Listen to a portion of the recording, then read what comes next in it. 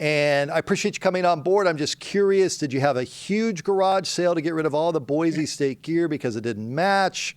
It's been 2 months. How has this transition, seriously, how's this transition been for you, Zach?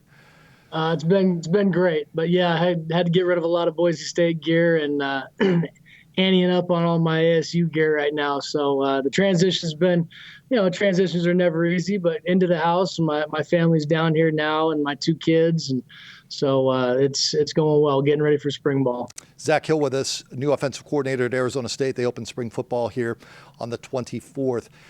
Offensively, if you were to paint a big picture for fans of what they're going to see out on the field, and we'll get specific about Jaden and players, but what are they going to see out on the field?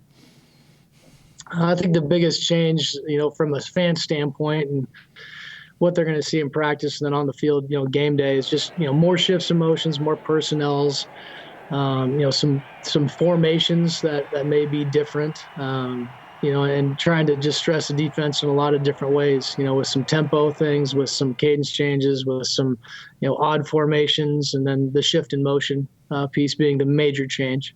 You get to players 8 hours a week in the offseason, if I'm correct. Is that correct? It's 8 hours per week? Yes. Yeah. So in 8 hours a week, what can you change with Jaden Daniels one-on-one in this period of time? It's got to be on the field, but so far in interacting and wanting to see some things with Jaden Daniels, what can you say? We still have that meeting time, so that's built into the schedule. So they're doing the conditioning and strength training stuff, and then we build some meeting times in as well. So obviously a lot of that is just from a knowledge standpoint of understanding the new terminology, what we're going to do as an offense, watching cut-ups, getting ready for our installs and things like that. You can talk fundamentals. We'll get to some quarterback fundamental things, but we can't work with them on the field, at least with the ball. So there's things, we can do without a ball just to prep for the offensive structure and how things are going to get called in and things like that. But from a development standpoint, it's semi-limited.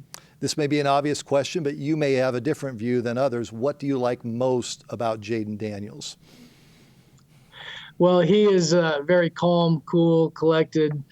Obviously, he's a great playmaker. Once he gets into that game mode, that's where he loves to be. So, and he's one of those guys that, as an offensive coordinator, maybe we make the wrong call, but he can make that wrong call into the right situation. Sure. And you love those quarterbacks that can create and do their thing.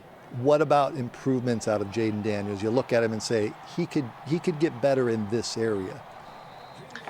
Yeah, I mean, again, his is his first year of college football, and obviously had a great year. So there's a lot of things to improve on and develop, and I mean he's going to develop all the way through. But initially just looking at tightening up his throwing motion a little bit with his mechanics and his run footwork and just how we're teaching certain things offensively is just going to be cleaning some of that stuff up. But from a playmaker standpoint and what he can do on the field, I mean, he's going to be able to do a lot of those creative things that are oftentimes tough to coach. So it's really going to be honing in the skills and the fundamentals and technique within the offense, and then letting them go out there and be a playmaker. Appreciate the time and the insight. We'll see you out there on the 24th as ASU practice gets started with spring ball. Thanks, Zach. Thanks for having me.